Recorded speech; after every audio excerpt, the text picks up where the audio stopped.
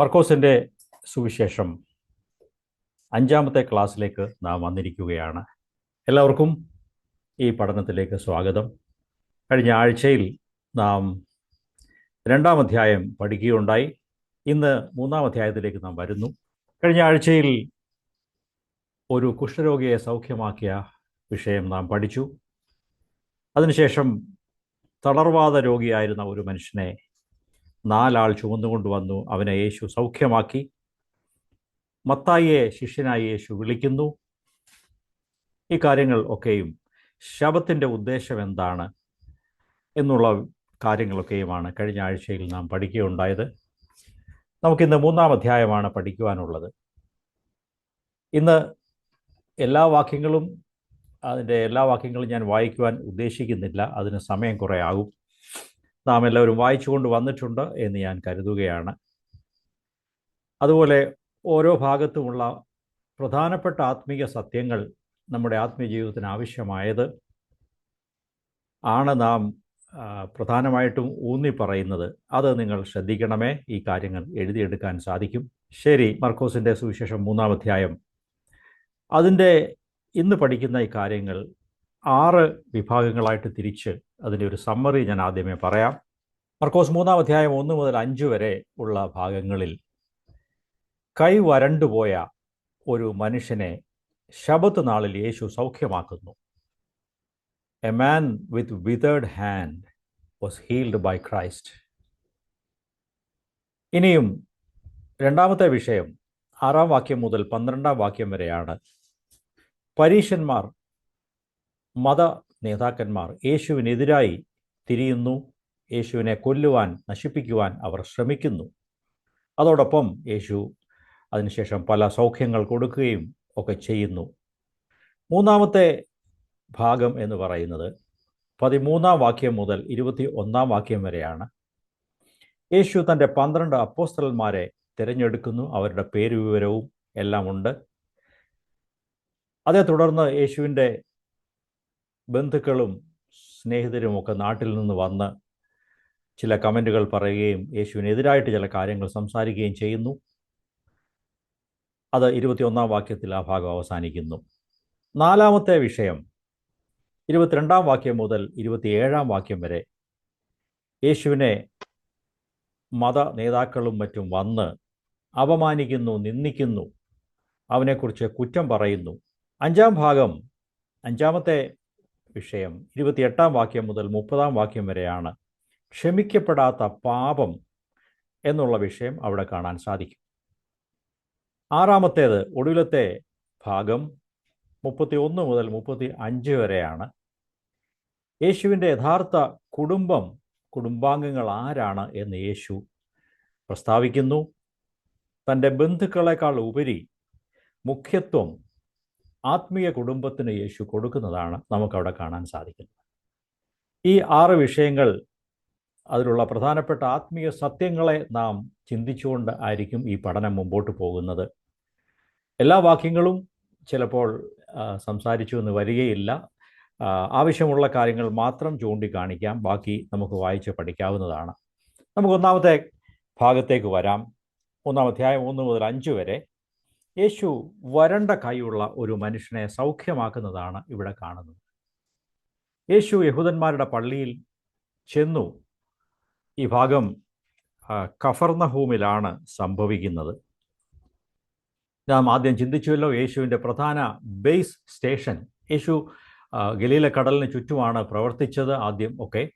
അതിൽ തന്നെ കഫർന്നഹൂം എന്ന ചെറിയ പട്ടണത്തിലാണ് യേശു അവിടെ താമസിച്ചിരുന്നതും അവിടെ തൻ്റെ ബേസായിട്ട് പ്രവർത്തിച്ചതും. അവിടെയുള്ള പള്ളിയിൽ, യഹൂദന്മാരുടെ സിനഗോഗിൽ യേശു ചെന്നു. അവിടെ കൈ വരണ്ട ഒരു മനുഷ്യനുണ്ടായിരുന്നു.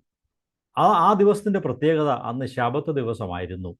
ഒരു ജോലിയും ചെയ്യരുത്, ആരെയും അത്യാവശ്യമില്ലാത്ത കേസിൽ ചികിത്സിക്കുകയോ സൗഖ്യമാക്കുകയോ ചെയ്യരുത് എന്നൊക്കെയാണ് അന്ന് യഹൂദന്മാർ ജനങ്ങളെ പഠിപ്പിച്ചിരുന്നത്. യേശു പള്ളിയിൽ ചെന്നപ്പോൾ യഹൂദന്മാർ അടുത്തുകൂടി. അവർ തെറ്റായ ഒരു മനസ്സോടെ, ചിന്തയോടെ അവനെ നോക്കിക്കൊണ്ടിരുന്നു. 2-ാം വാക്യം, അവനെ കുറ്റം ചുമത്തേണ്ടതിന് ശബത്തിൽ അവനെ യേശു സൗഖ്യമാക്കുമോ എന്ന് അവർ നോക്കിക്കൊണ്ടിരുന്നു. ഈ പരീശന്മാരും മതമേധാവികളും ആ പള്ളിയിൽ വന്നെങ്കിലും അവരുടെ ഉദ്ദേശം ശരിയായിരുന്നില്ല. യേശു നല്ല കാര്യം വല്ലതും ചെയ്യുമോ എന്ന് സന്തോഷത്തോടെ നോക്കുകയായിരുന്നില്ല. അവനെ കുറ്റപ്പെടുത്തുവാൻ, അക്യൂസ് ചെയ്യാനായിട്ട് ഉള്ള കാര്യങ്ങൾ കണ്ടുപിടിക്കുകയായിരുന്നു അവർ ചെയ്തത്. 4-ാം വാക്യത്തിൽ യേശു അവരോടൊരു ചോദ്യം ചോദിക്കുന്നു, എന്നാൽ അവർ മിണ്ടാതെ ഇരുന്നു. അവർക്ക് ഉത്തരം അറിയാമായിരുന്നുവെങ്കിലും അവരുടെ മനസ്സ് ശരിയായിരുന്നില്ല, അതുകൊണ്ട് അവർ മിണ്ടാതിരുന്നു. പ്രിയ സഹോദരി സഹോദരന്മാരെ, നാം ഈ വചനങ്ങളെ കേൾക്കുമ്പോൾ നമ്മുടെ ഹൃദയം എങ്ങനെയുള്ളതാണെന്ന് പരിശോധിക്കുന്നത് കൊള്ളാം. ഈ പരീശന്മാരെയും ശാസ്ത്രിമാരെയും സംബന്ധിച്ച്, മതമേധാവികളെ സംബന്ധിച്ച് യേശുവിനെക്കുറിച്ച് അവർക്ക് അസൂയയുണ്ടായിരുന്നു. തങ്ങളെക്കാൾ ഒരാൾ പോപ്പുലർ ആകുന്നു, ഒരാൾ മുഖ്യസ്ഥലത്തേക്ക് വരുന്നു. ഈ യേശുവിൻ്റെ പോപ്പുലാരിറ്റി, അവൻ്റെ പ്രശസ്തി, അതോടൊപ്പം അവൻ്റെ അധികാരത്തോടുകൂടിയുള്ള പ്രവർത്തനവും പ്രസംഗവും ശുശ്രൂഷകളും, അവൻ ചെയ്യുന്ന അത്ഭുത പ്രവൃത്തികൾ, അവൻ കൊടുക്കുന്ന സൗഖ്യങ്ങൾ, ഇവയൊക്കെ കണ്ടിട്ട് ഈ മതമേധാവികൾക്ക് വല്ലാത്ത അസൂയ യേശുവിനോട് തോന്നി. കാരണം അവരെ സംബന്ധിച്ച് അവർ സമൂഹത്തിലെ മാന്യതയും സ്റ്റാറ്റസും ഒക്കെ ശ്രദ്ധിക്കുകയും അതിനുവേണ്ടി ജീവിക്കുന്നവരും ആയിരുന്നു. അതോടൊപ്പം അവരുടെ ശ്രദ്ധ എങ്ങനെ സാമ്പത്തികമായിട്ട് മെച്ചപ്പെടാൻ സാധിക്കും, എങ്ങനെ നേട്ടമുണ്ടാക്കാൻ സാധിക്കും, financial gain and their own status, ഇതൊക്കെയായിരുന്നു അവർ വിലമതിച്ച കാര്യങ്ങൾ. ഇത് യേശുവിൽ നിന്നും വ്യത്യാസമുള്ള കാര്യങ്ങളാണ്. യേശു അതിനൊന്നും വില കൊടുത്തില്ല. ഇവർ സമൂഹത്തിൻ്റെ ആദരവും സമ്പത്തും അന്വേഷിച്ചതുകൊണ്ട് യേശുവിൻ്റെ ശുശ്രൂഷ അവർക്കൊരു ഭീഷണിയായിട്ട് അവർ കരുതി. അതുകൊണ്ടാണ് അവർ യേശുവിന് എതിരായിട്ട് നിന്നത്. യേശു അവരുടെ ജീവിതത്തിലെ തിന്മകളെ വെളിവാക്കിയപ്പോൾ, തുറന്ന് സംസാരിച്ചപ്പോൾ അവരതിനെ എതിർത്തു. അതുകൊണ്ടാണ് നാം അവിടെ കാണുന്നത്, അവനെ നശിപ്പിക്കേണ്ടതിന് അവർ ശ്രമിച്ചു എന്ന് 6-ാം വാക്യത്തിൽ അവർ അവിടെ എഴുതിയിരിക്കുന്നു. അവർ ഉടനെ പുറപ്പെട്ടു അവനെ നശിപ്പിക്കേണ്ടതിന് ഹെരോദ്യരുമായിട്ട് ആലോചന കഴിച്ചു എന്ന് പറയുന്നു. അതുകൊണ്ട് നാം മനസ്സിലാക്കുന്ന കാര്യം, ഈ മതമേധാവികളുടെ ഹൃദയം നന്നായിരുന്നില്ല. അവിടെ യേശുവിനെ നശിപ്പിക്കുവാൻ അവർ ആഗ്രഹിച്ചു, അവനെ കുറ്റം ചുമത്തുവാനുള്ള വഴികൾ കണ്ടുപിടിച്ചു. നാം ഇത് കേൾക്കുമ്പോൾ നമ്മുടെ അവസ്ഥ എന്താണ്? ദൈവവചനം പ്രസംഗിക്കുന്നവരുടെ കുറ്റം കണ്ടുപിടിക്കുവാൻ നാം ശ്രദ്ധിക്കുന്നവരാണോ? അവർക്കെതിരായിട്ടുള്ള ആലോചനകളാണോ നമ്മുടെ മനസ്സിൽ വരുന്നത്? എങ്കിൽ അതിനെക്കുറിച്ച് നാം മനം തിരിയേണ്ടത് ഏറ്റവും ആവശ്യമാണ്. ഇവിടെ ഈ വരണ്ട കൈയുള്ള മനുഷ്യനെ നടുവിൽ എഴുന്നേറ്റ് നിർത്തി യേശു അവരോട് ചോദിച്ചു, ശബത്തിൽ നന്മ ചെയ്യുകയോ തിന്മ ചെയ്യുകയോ, ജീവനെ രക്ഷിക്കുകയോ കൊല്ലുകയോ ഏതാണ് വിഹിതമെന്ന് ചോദിച്ചു. അവർ മിണ്ടാതെ ഇരുന്നു. പരീശന്മാരും ശാസ്ത്രിമാരും അവർ മൗനമായിരുന്നു. അവർ സംസാരിച്ചില്ല. 5-ാം വാക്യം നോക്കുക. അവരുടെ ഹൃദയകാഠിന്യ നിമിത്തം അവൻ ദുഃഖിച്ചുകൊണ്ട് കോപത്തോടെ അവരെ ചുറ്റും നോക്കി. ഈ മനുഷ്യർക്ക് ദൈവികമായ വിഷയങ്ങളിൽ താല്പര്യമില്ലല്ലോ. ഇവർ തങ്ങളുടെ ന്യായപ്രമാണത്തെ മുറുകെ പിടിക്കുകയാണ്, പക്ഷേ അതിൻ്റെ അന്തരാർത്ഥം, അതിൻ്റെ മൂല്യങ്ങളിലേക്ക് അവർ പോകുന്നില്ല. അതുകൊണ്ട് യേശു ദുഃഖത്തോടെ, he was looking around them with anger, grieved at their hardness of heart. യേശു അവരോട് കോപത്തോടെ അവരെ നോക്കി. എന്നാൽ യേശു മറ്റൊരിടത്ത് പഠിപ്പിച്ചു, കോപിക്കുന്നത് കൊലപാതകത്തിന് തുല്യമാകുന്നു എന്നാണ് നമ്മുടെ കർത്താവ് പഠിപ്പിച്ചത്. ഈ രണ്ട് കാര്യങ്ങളെയും എങ്ങനെ നമുക്ക് ചേർത്ത് കൊണ്ടുപോകാൻ സാധിക്കും? ഇവിടെ നാം കാണുന്ന കാര്യം, 2 തരത്തിലുള്ള കോപമുണ്ട്. സാധാരണ നാം ഒക്കെയും കോപിക്കുന്ന കോപം മാനുഷികമായ കോപമാണ്. നമ്മുടെ സ്വയത്തിൽ കേന്ദ്രീകൃതമായ, എനിക്കിഷ്ടമായില്ല, എന്നെ ഉപദ്രവിച്ചു, എനിക്കെതിരായിട്ട് സംസാരിച്ചു, എന്നെ അവർ വകവെച്ചില്ല, അതുകൊണ്ട് എനിക്ക് കോപം വന്നു. ഇങ്ങനെ പേഴ്സണലായിരിക്കുന്ന, നമുക്കിഷ്ടമില്ലാത്തത് കൊണ്ട് നമുക്ക് കോപം വരുന്നു. അതാണ് സാധാരണയുള്ള കോപം. അത് പാപകരമാണ് എന്ന് നമുക്ക് കാണാൻ സാധിക്കും.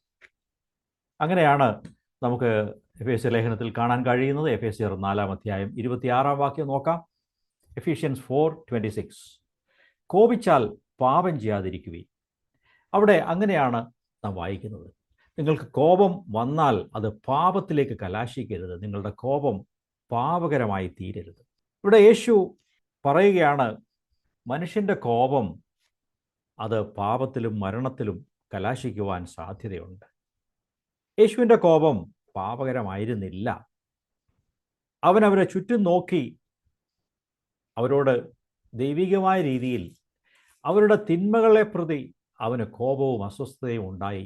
അവരെ ചുറ്റും കോപത്തോടെ നോക്കി എന്ന് നാം വായിക്കുന്നു. എങ്കിലും അവരോട് വിരോധമൊന്നും ഉണ്ടായിരുന്നില്ല. അവരുടെ ദുഷ്ടഹൃദയത്തെ കണ്ടിട്ട് യേശുവിന് ദുഃഖമുണ്ടായി. അവരെ കോപത്തോടെ നോക്കി. എന്നാൽ ആ കോപത്തിൻ്റെ അവസാനം ഒരു നല്ല കാര്യത്തിലാണ് കലാശിച്ചത് എന്ന് കാണാൻ സാധിക്കും. കോപത്തോടെ അവരെ നോക്കിയെങ്കിലും അവിടെ മതിയാക്കുന്നില്ല. ആ മനുഷ്യനെ യേശു സൗഖ്യമാക്കുകയാണ് ചെയ്യുന്നത്. അതുകൊണ്ട് നമുക്ക് പറയാൻ സാധിക്കും, യേശു കോപിച്ചുവെങ്കിലും ആ കോപം ഒരു നന്മയിലാണ് കലാശിച്ചത്. ആ മനുഷ്യൻ്റെ സൗഖ്യത്തിലാണ് കലാശിച്ചത്. യേശു അവനെ വാക്കുകൊണ്ട് സൗഖ്യമാക്കി. യേശു അവനെ സൗഖ്യമാക്കി വിടുന്നു. അതുകൊണ്ട് നമുക്ക് പറയാൻ സാധിക്കും, യേശുവിൻ്റെ കോപം റൈച്ചസ് ആങ്കർ ആയിരുന്നു. അത് ദൈവികമായ കൺസ്ട്രക്റ്റീവായ ക്രിയാത്മകമായ ഒരു കോപമായിരുന്നു എന്ന് കാണാൻ സാധിക്കും. നമ്മുടെയൊക്കെ കോപം വളരെ തരം താണ കോപമാണെന്നും, ഈ മനുഷ്യരുടെയൊക്കെ കോപം, മോശെ കോപിച്ചു എന്നൊക്കെ നാം കാണുന്നു, അതൊക്കെ മറ്റൊരു തലത്തിലുള്ള കോപമാണ് എന്ന് നമുക്ക് തിരിച്ചറിയാൻ സാധിക്കും. ഇന്ന് രാത്രി നാം ഈ വചനങ്ങൾ കേൾക്കുമ്പോൾ നമ്മുടെ ഹൃദയങ്ങളെ പരിശോധിക്കാം. എൻ്റെ കോപം എങ്ങനെയുള്ളതാണ്? അത് പാപകരമാണോ? അത് സ്വയത്തിൽ കേന്ദ്രീകൃതമായതാണോ? എന്നെ സംബന്ധിക്കുന്ന വിഷയത്തിലാണോ എൻ്റെ കോപം നിലകൊള്ളുന്നത് എന്ന് നാം പരിശോധിക്കുകയും അങ്ങനെയുള്ള കോപത്തെ അത് ദോഷകരമാണ്, പാപകരമാണെന്ന് കണ്ട് അതിനെ മാറ്റി നിർത്തുകയാണ് നാം ചെയ്യേണ്ടത്. ദൈവം നമ്മെ അതിനായിട്ട് സഹായിക്കട്ടെ. നമുക്ക് വേഗം മുമ്പോട്ട് ചിന്തിച്ചു പോകാം. യേശു ആ മനുഷ്യനെ സൗഖ്യമാക്കി. എന്നാൽ ഈ മത നേതാക്കൾ അതിൽ സന്തോഷിച്ചില്ല. അവർ യേശുവിൽ കുറ്റം കണ്ടു. അവനെ നശിപ്പിക്കുവാനായിട്ട് പുറപ്പെട്ടു എന്ന് നാം 6-ാം വാക്യത്തിൽ വായിക്കുന്നു. 6-ാം വാക്യം മുതൽ 12-ാം വാക്യം വരെ രണ്ടാമത്തെ വിഷയമാണ്. പരീശന്മാർ യേശുവിനെ എതിർത്തു, അവനെ നശിപ്പിക്കുവാൻ ശ്രമിച്ചു. അതാണ് 6-ാം വാക്യത്തിൽ നാം വായിച്ചത്. എങ്ങനെ അവനെ നശിപ്പിക്കണം എന്ന് ഹെരോദ്യരുമായി പരീശന്മാർ ആലോചന കഴിച്ചു. ആരാണ് പരീശന്മാർ? ആരാണ് ഹെരോദ്യർ എന്ന് 2 വാക്ക് നാം ശ്രദ്ധിക്കേണ്ടതുണ്ട്. നമുക്കിവിടെ കാണാൻ സാധിക്കും, ഈ 2 കൂട്ടങ്ങളും യഹൂദന്മാരുടെ ഇടയിൽ യേശുവിൻ്റെ കാലത്ത് ഉണ്ടായിരുന്ന 2 തരം സംഘങ്ങളായിരുന്നു, 2 തരം ആളുകളായിരുന്നു എന്ന് കാണാൻ സാധിക്കും.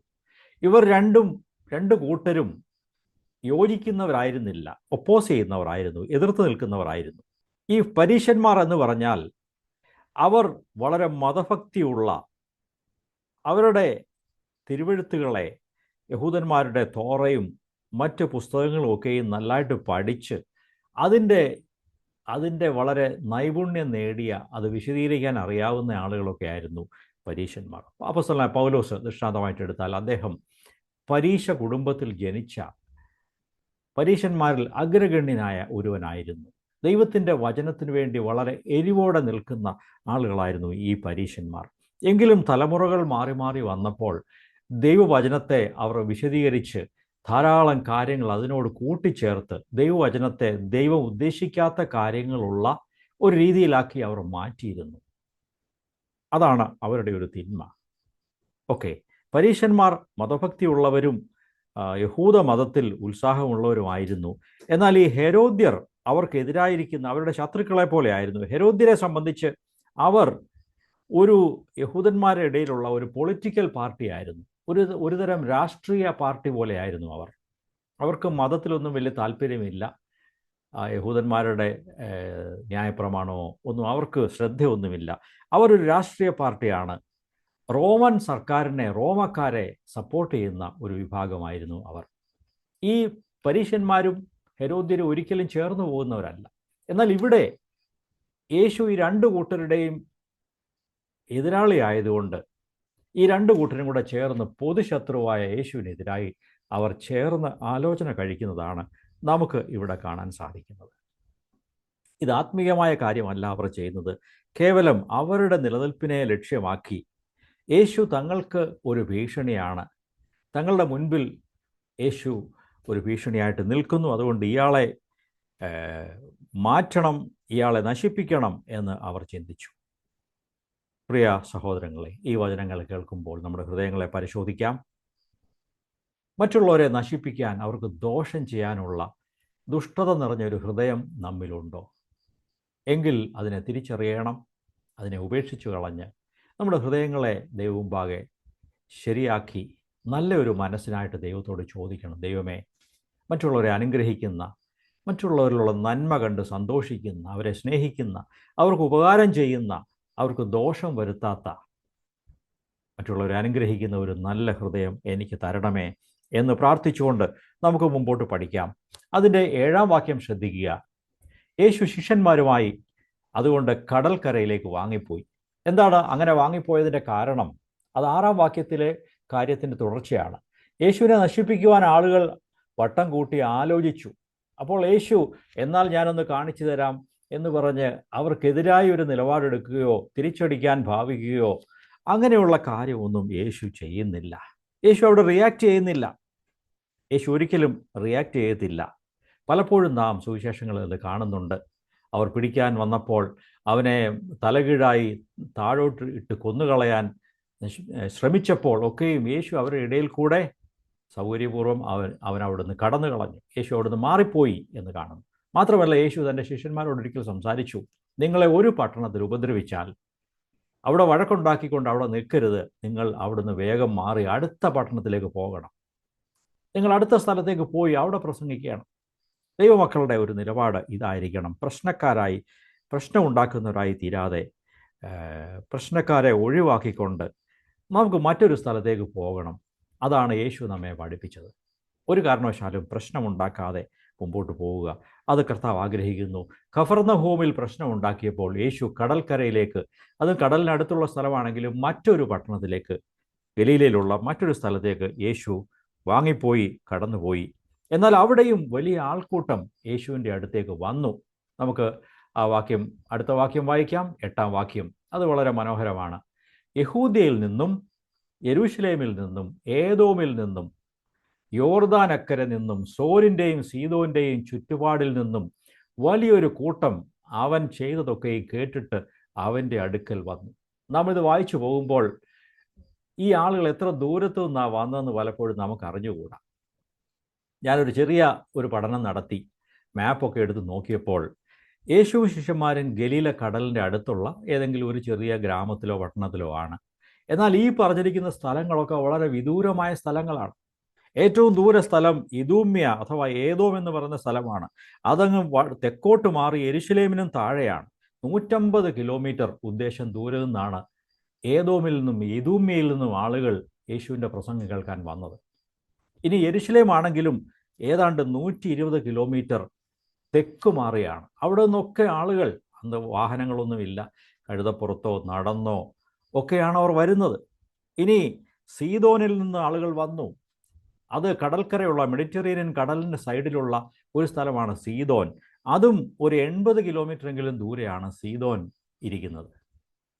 ഇനിയും സോർ എന്ന് പറയുന്ന സ്ഥലം അതിൻ്റെയും തെക്കാണ്. അതാണെങ്കിൽ ഒരു 50 കിലോമീറ്റർ ദൂരെയാണ്. ഉദ്ദേശമാണ് ഈ കണക്കുകളൊക്കെ. ഞാൻ പറഞ്ഞത്, ഇത്രയും ദൂരം താണ്ടി സഞ്ചരിച്ചാണ് ഈ മനുഷ്യരൊക്കെയും യേശുവിൻ്റെ വചനം കേൾക്കാനായിട്ട് തടിച്ചുകൂടിയത്.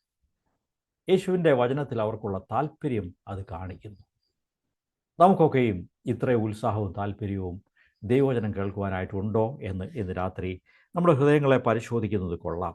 എന്തുകൊണ്ടാണ് ഇത്ര വലിയ ജനക്കൂട്ടം അവിടെ തടിച്ചുകൂടിയത്? അവർക്കൊക്കെ പല ലക്ഷ്യങ്ങളും ഉണ്ടായിരുന്നിരിക്കണം. ചിലർ ഒരു ജിജ്ഞാസ കൊണ്ട്, ക്യൂരിയോസിറ്റി കൊണ്ട് എന്താണെന്നൊന്ന് കേൾക്കാം. ഇതൊരു പുതിയ പ്രവാചകൻ, ഒരു ഗുരു വന്നിരിക്കുന്നു, പുതിയ റബി വന്നിട്ടുണ്ട്, ഒന്ന് കേൾക്കാം എന്ന് വിചാരിച്ച് വന്നവരുണ്ട്. ഇദ്ദേഹം ആളുകളെ സൗഖ്യമാക്കുന്നു, രോഗികളെയും കൊണ്ട് വന്നവരുണ്ട്. ഭൂതങ്ങളെ പുറത്താക്കുന്നു, ഭൂതഗ്രസ്തരെയും കൊണ്ട് പലരും വന്നു. ചിലർ പറഞ്ഞു, അവിടെ പോയാൽ അദ്ദേഹം അപ്പം ധാരാളമാക്കി കൊടുക്കുന്നുണ്ട്, നമുക്കും ഭക്ഷണമൊക്കെ കിട്ടും, നല്ല സന്തോഷമാണ്, നല്ലൊരു സമയമാണെന്ന് പറഞ്ഞ് അവർ വന്നു. മറ്റു ചിലർ യേശുവിൻ്റെ വാക്കുകളെ കേട്ട് അത് എഴുതിയെടുത്തുകൊണ്ട് പോയി അവനെ വാക്കിൽ കൊടുക്കാനും അവനെ കുറ്റപ്പെടുത്തുവാനും അവനെതിരായിട്ട് തെളിവുകൾ കണ്ടുപിടിക്കുവാനും വന്ന മത നേതാക്കന്മാരും ഈ കൂട്ടത്തിലുണ്ടായിരുന്നു. അങ്ങനെ അനേകം ആളുകൾ യേശുവിൻ്റെ ചുറ്റും വന്നുകൂടി. പ്രിയപ്പെട്ടവരെ, ഇത് കേൾക്കുമ്പോൾ നമ്മെ തന്നെ ഒരു നിമിഷം പരിശോധിക്കണം. ഞാൻ യേശുവിനെ അനുഗമിക്കുന്നതിൻ്റെ മുഖ്യ ലക്ഷ്യം എന്താണ്? ഇങ്ങനെയുള്ള ഭൗതികമായ എന്തെങ്കിലും നന്മകളോ അനുഗ്രഹങ്ങളോ ആണോ? അതോ ഒരു ക്രിട്ടിക്കായിട്ട്, നിരൂപകനായിട്ടാണോ ഞാൻ യേശുവിനെ അനുഗമിക്കുന്നത്? അതോ കേവലം ജിജ്ഞാസയിൽ നിന്നാണോ, ക്യൂരിയോസിറ്റിയിൽ നിന്നാണോ? ഇതൊക്കെ നാം പരിശോധിക്കേണ്ടതുണ്ട്. യേശുവിനെ അനുഗമിക്കുന്നത് യേശു ദൈവമായതുകൊണ്ടും എന്നെ രക്ഷിപ്പാൻ കഴിവുള്ളവനായതുകൊണ്ടുമാണ്.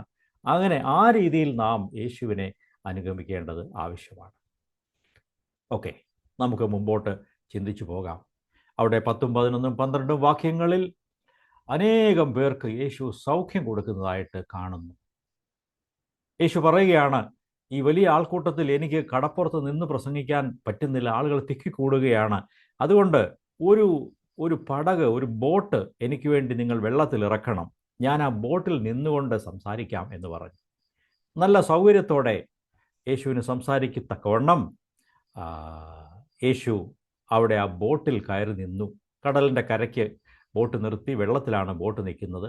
ആളുകളെല്ലാം കടൽ തീരത്ത് വളരെ സൂക്ഷ്മതയോടെ, ശ്രദ്ധയോടെ യേശുവിൻ്റെ വചനങ്ങൾ കേട്ടുകൊണ്ടിരിക്കുകയാണ്. അങ്ങനെ യേശു പ്രസംഗിച്ചു. മാനസാന്തരപ്പെട്ട് സുവിശേഷത്തിൽ വിശ്വസിക്കുവാനും ദൈവരാജ്യത്തെ അന്വേഷിക്കുവാനും യേശു അവരെ പ്രബോധിപ്പിച്ചു. അതോടൊപ്പം അനേകം പേരെ സൗഖ്യമാക്കുകയും ചെയ്തു. അവിടെ കൂടി വന്ന അനേകം പേരെ യേശു സൗഖ്യമാക്കി എന്ന് അവിടെ കാണുന്നു. എന്തുകൊണ്ടാണ് ഇങ്ങനെയുള്ള അത്ഭുത സൗഖ്യങ്ങളും ഭൂതശാന്തിയും രോഗശാന്തിയും അത്ഭുതങ്ങളുമൊക്കെ യേശുവിൻ്റെ ആ കാലത്ത് ശുശ്രൂഷയിൽ നടന്നത് എന്ന് ചോദിച്ചാൽ അതിനൊരു ഉത്തരം നാം തന്നെ കണ്ടുപിടിച്ച് പറയണം. അതിൻ്റെ ഉത്തരം, യേശു അവിടെ ചെയ്തത് തൻ്റെ ദൈവത്വം വെളിപ്പെടുത്തുവാനും താൻ സ്വർഗത്തിൽ നിന്ന് വന്നവനാണ്, താൻ യഹൂദന്മാരുടെ മശിഹ ആയി ക്രിസ്തുവായി വന്നവനാണ്, താൻ ദൈവപുത്രനാണെന്ന് കാണിക്കുവാൻ, അത് തെളിയിച്ചു കൊടുക്കുവാൻ, അത് പ്രൂവ് ചെയ്യാനും കൂടെയാണ് യേശു അതൊക്കെ ചെയ്തത്.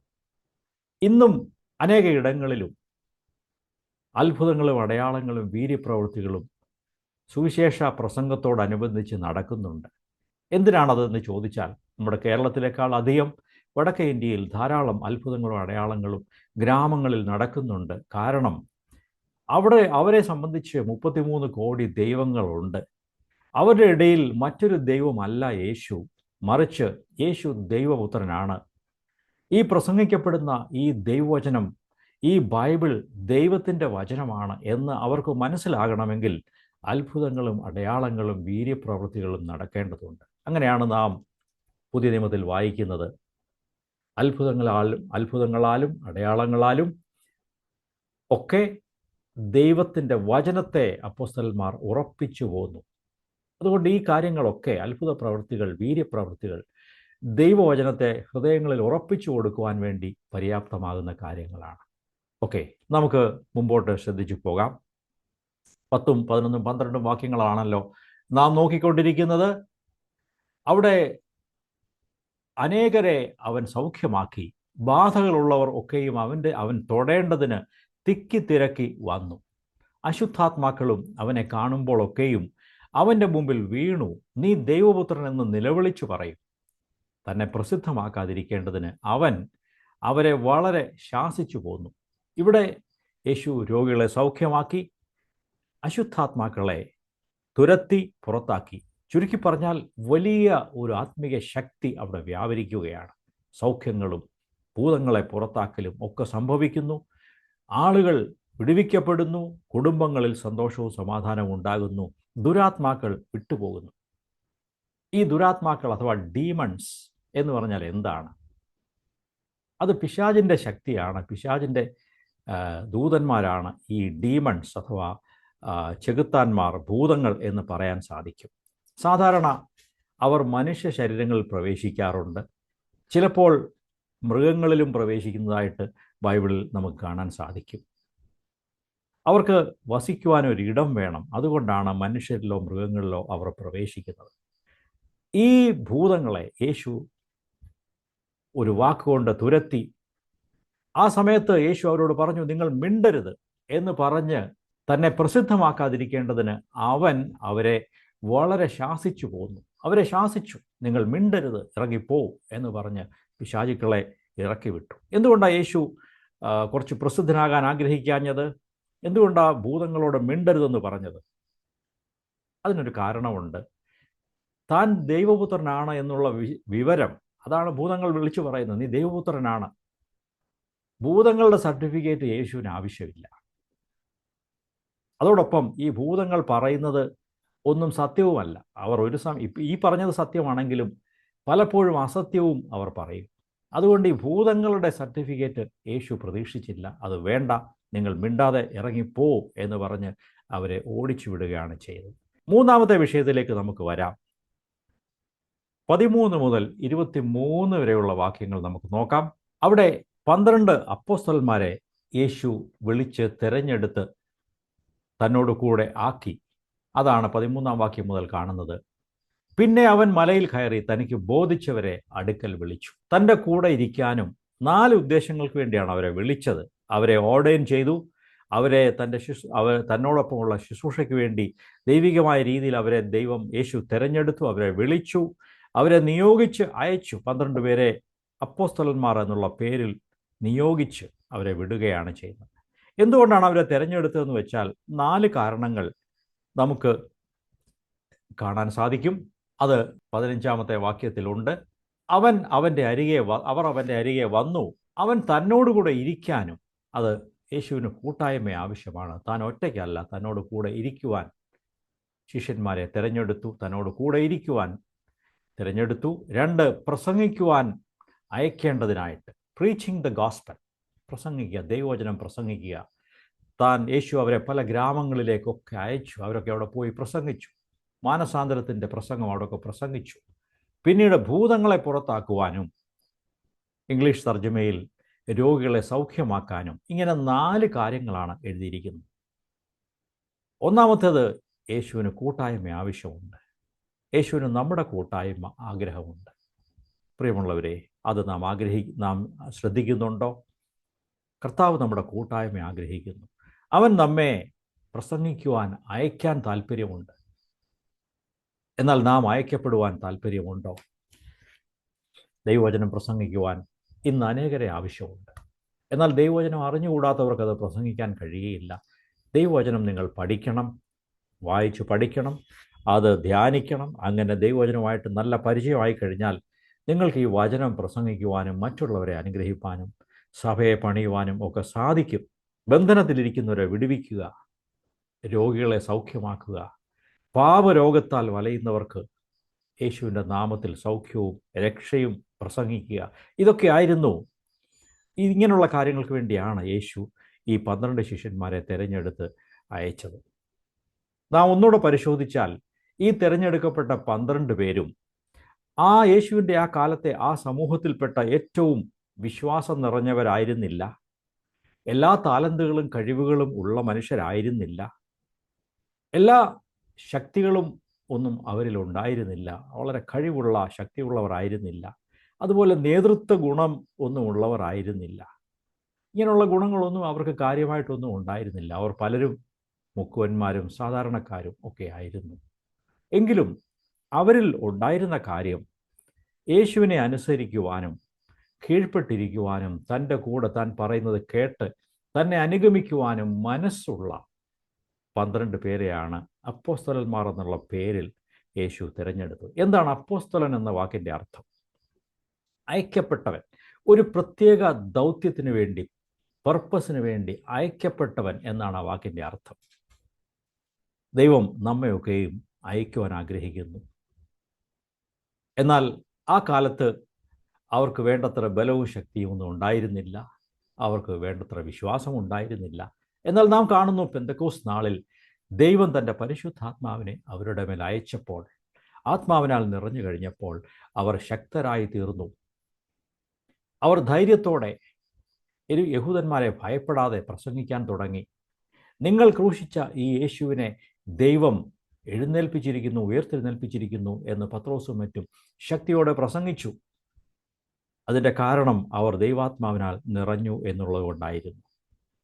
നമുക്കും ഈ കാലത്ത് ദൈവത്തിൻ്റെ പരിശുദ്ധാത്മാവിനാൽ നിറയപ്പെട്ട് ദൈവത്തിൻ്റെ പ്രവൃത്തി, സഭയുടെ പ്രവൃത്തി ഈ കാലങ്ങളിൽ ശക്തിയോടെ ചെയ്യുവാൻ നമ്മെക്കുറിച്ച് ദൈവം ആഗ്രഹിക്കുന്നു.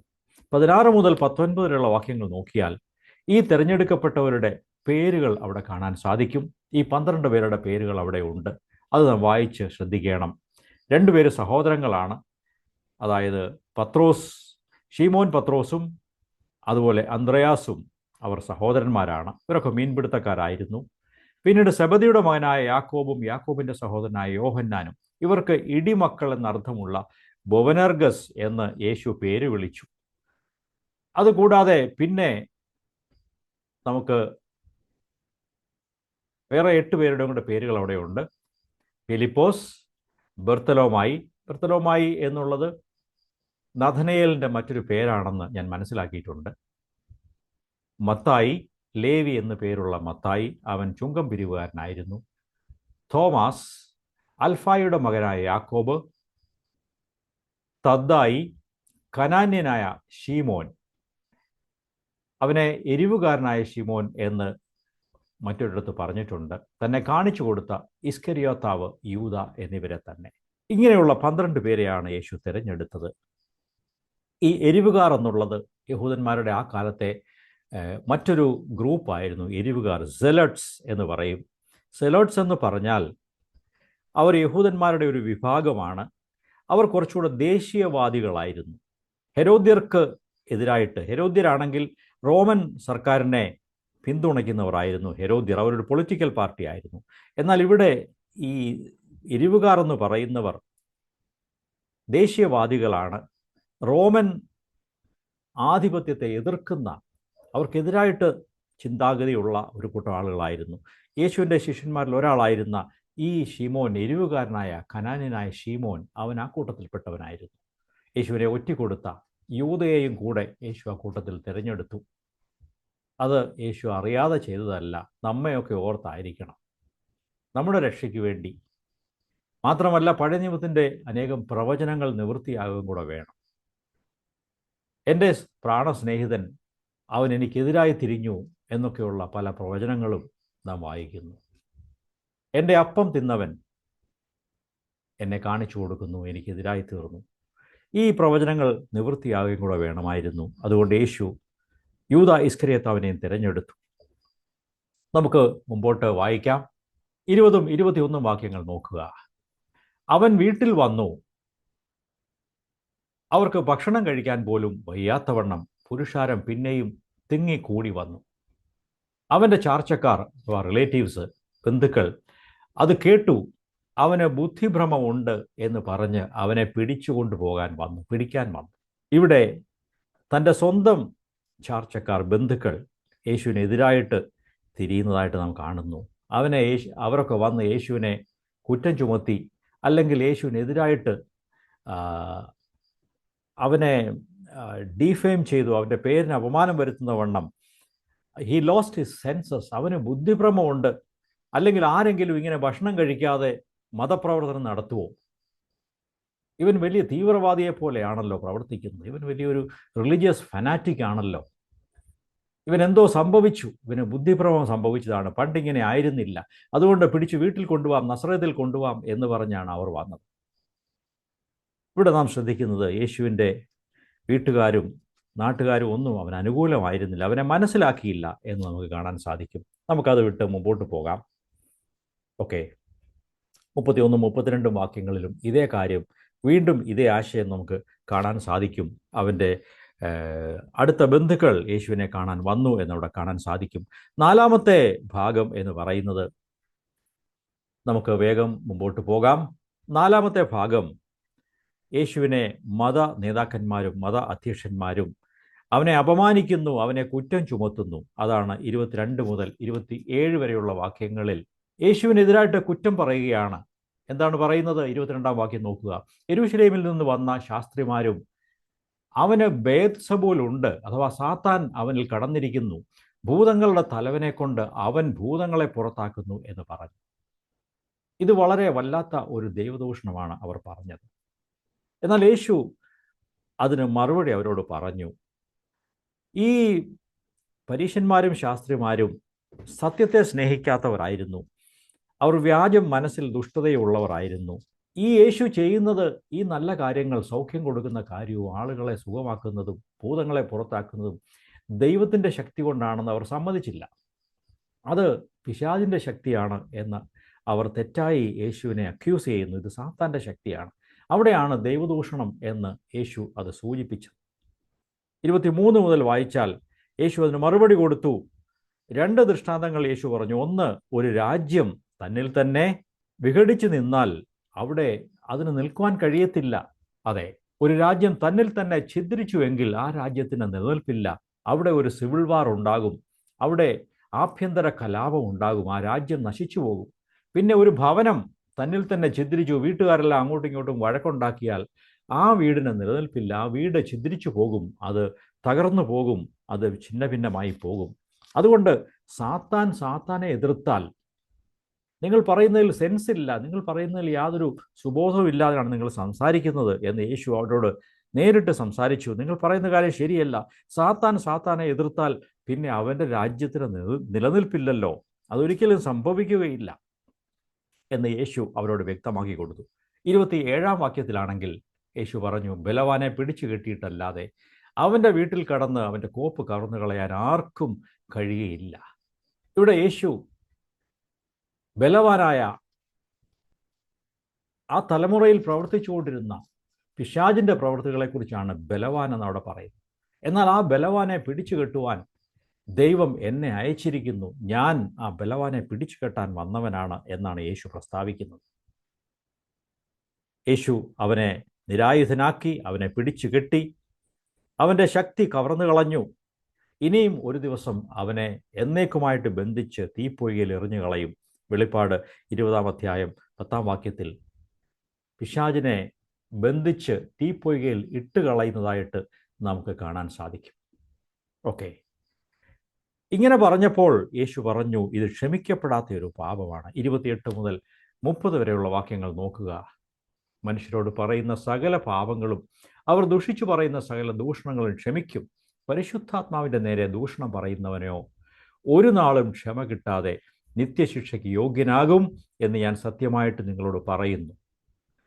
കാരണം യേശുവിന് ഒരു അശുദ്ധാത്മാവുണ്ട് എന്ന് ഈ മത നേതാക്കൾ പറഞ്ഞിരുന്നു.